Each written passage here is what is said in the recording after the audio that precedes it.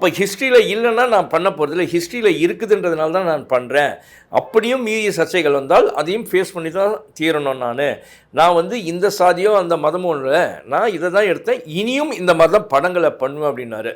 Right, okay.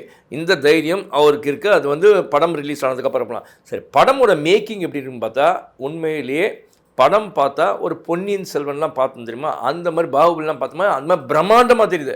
அப்போ படத்தோட செலவு என்ன ஒரு 200 கோடி 300 கோடி இருக்குமா அப்படின்னு பார்த்தீங்கன்னா, ரிஷி ரிச்சரை வச்சு 200 கோடி 300 கோடி பண்ண மாட்டோம்னா ஓரளவுக்கு நல்லா நடிக்கக்கூடியவெல்லாம் பரவாயில்ல, நட்டிலாம் இருக்காங்க. பட் பிஸ்னஸ் இருக்குமா அப்படின்னா அவ்வளோ இருக்காது. அதனால் 200 கோடி 300 கோடிலாம் செலவு பண்ண சான்ஸ் இல்லை.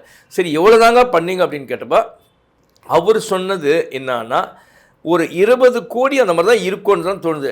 நாங்கள்லாம் அதுக்கு மேலெலாம் போக மாட்டோன்னே, அதுக்குள்ளேயே தான் நாங்கள் பண்ணியிருக்கோம் அப்படின்னு பார்த்தா லெஸ் தென் 20 crores பண்ணியிருப்பார் போல் இருக்கு அந்த படம். ஆனால் அந்த படத்துடைய பிரம்மாண்டத்தை பார்க்கும்போது அந்த விஎஃப்எக்ஸு, சிஜி, அப்புறம் அதுக்கான செட் ஒர்க்ஸ்லாம் பண்ணியிருக்காங்க. படம் ஷூட் இங்கே பண்ணலைங்க, பாம்பேயில் பண்ணியிருக்காங்க. சில இடம் நார்த்தில் இருக்க சில ஃபோர்ட்டில் பண்ணியிருக்காங்க. அப்புறமா இங்கே தமிழகத்தில் இருக்க செஞ்சிக்கோட்டை, திருவண்ணாமலை பக்கத்தில் இருக்க இடத்துல அங்கே அந்த மாதிரி இடத்துலலாம் பண்ணியிருக்காங்க. படம் பார்க்கும்போது ஒரு கிராண்டியராகவே இருக்குது அப்படின்னு சொல்லலாம்.